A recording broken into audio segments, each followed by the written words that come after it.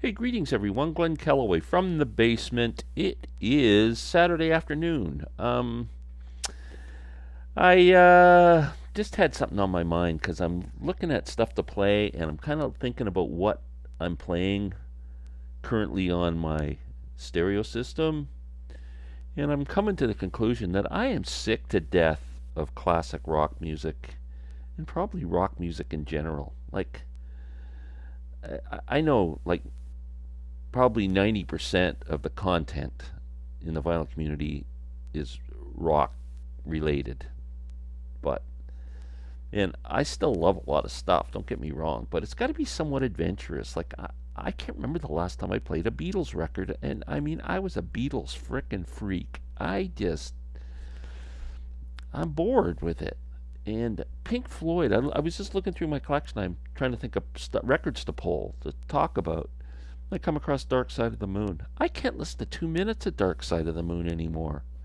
I'm not putting Dark Side of the Moon down. It's a masterpiece. It's one of the great. For some reason, I'm bored. I've heard it a million times. I don't need to hear it again. I don't need to talk about it. Now I'm talking about it. And then I started to think, geez, the last half a dozen albums I bought aren't even more rock related. What I'm listening to is not rock related in a way, and I'm just hoping you guys, some of you out there, are feeling the same way and want to listen to something different or talk about something different. This could be, I guess, where it's a more blues related thing. But John Hammond put out an album of Tom Waits covers. Actually, Tom was involved in this project. It's called Wicked Grin. It's a freaking great album. It adds, a bluesy feel to Tom Waits' songs, and it's got some great stuff on here. Heart Attack and Vine is on here, and Jockey Full of Bourbon, Behind the Mule. It's a great frickin' album. Now, if you're not familiar with John Hammond Jr., whose dad was a famous A&R guy with Columbia Records and kind of discovered Billie Holiday and Bruce Springsteen and Bob Dylan and all these people, brought them into the recording studio. John is famous, really. He was a catalyst for bringing Bob Dylan and the band together. John was working on this album in like 1962 or 63 or something. I can't remember the date of this. It's called So Many Roads, blues album. He was already friends with the guys in the band when they were the Hawks in Toronto, and he brought them on board to help him with this album. And gradually through that, and Bob watching what John was doing, his wheels started spinning, and then he went to see the band and the whole thing's all. But it's all tied in to this album. Great record if you've never heard it.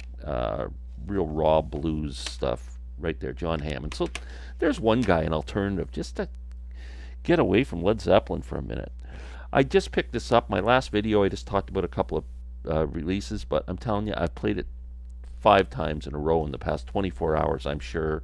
Alice Coltrane, live at Carnegie Hall.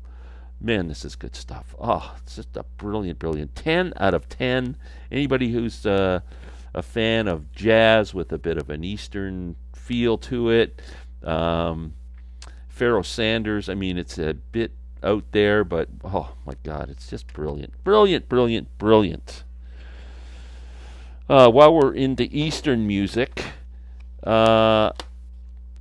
Stanley Owley, the guy who's famous for Acid, also a big sound guy, did a lot of soundboard and covered the sound in a lot of shows and stuff like that. And they found his tapes over the past few years and they're releasing them. But this is one of the ones that's released. Bears Sonic Journals. You can look those up and see all the ones that have been released. Now we're getting back into rock, but not this one. That Which Colors the Mind. Ali Akbar Khan, who plays an instrument called the sarod.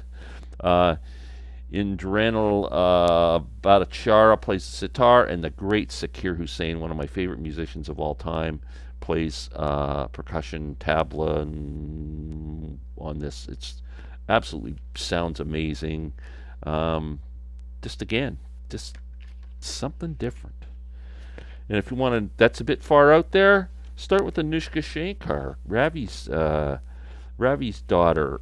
Just a brilliant musician, and she really tries to bring Eastern music into over to us and makes it a little more palatable, especially this album called Traces of You, where her stepsister or half sister, whatever, Nora Jones, does a couple of tracks on here with her. The title song Traces of You. Beautiful, beautiful album from Anushka. I first saw her in the late 90s open for her dad at Roy Thompson Hall in Toronto. And that I bought this album at the show. Anushka, that's her first album. Um, just an amazing, amazing musician. Anushka Shankar. How about this? Might be kind of in the rock vein, but a little different.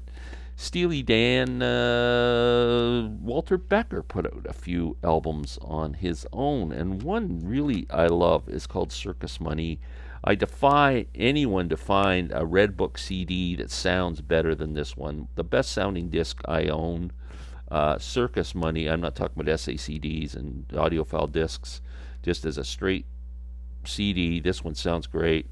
It's got a mix of reggae and R&B and just a real quirky lyrics. I think this is a really good album, Circus Money by Walter Becker. If you just want to kind of get in, oh, my dog's freaking out over a dog on TV. You might hear some barking. There we go. Yeah, my dog watches TV. So jazz. You have a hard time getting into jazz? Here's your entry. Grover Washington, Wine Light. Great record. Soulful.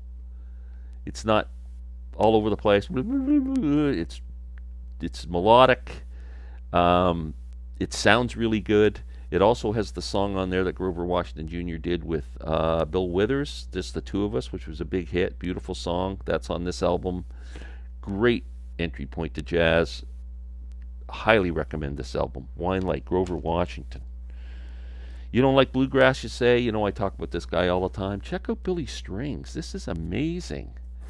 The guy's great. I mean, he's selling out arenas all over the frickin' planet, and he's doing Beatle tunes, and he's playing electric guitars and frickin' doing everything, man. He's incredible. How about Isaac Hayes? My buddy Alex at Beer and Vinyl he's into a soul thing, and he mentioned this album, and I hadn't thought of this Isaac Hayes for years.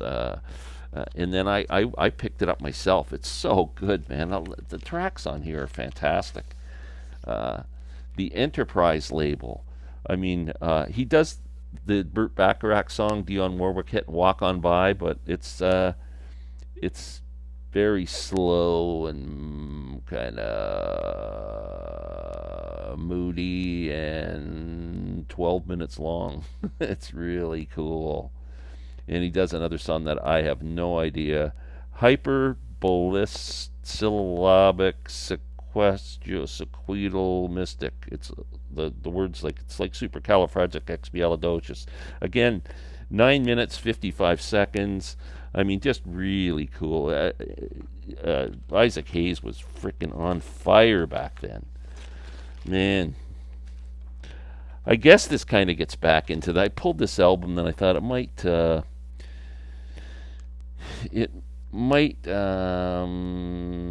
I'm not going to bother with it. I was going to show you Zabriskie Point, but it kind of defeats my purpose when I'm talking about albums that aren't really jazz. It's got the Grateful Dead and Pink Floyd and all that on there. It's pretty good soundtrack.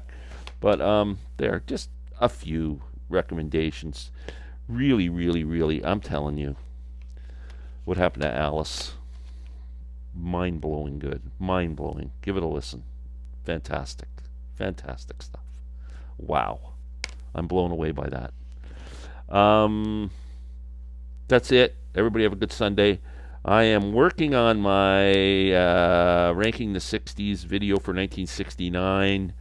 There's a lot of records in 69. That's a tough year to rank, so I'm working on it. Hopefully Sunday I'll do that. Everyone have a great day. Thanks.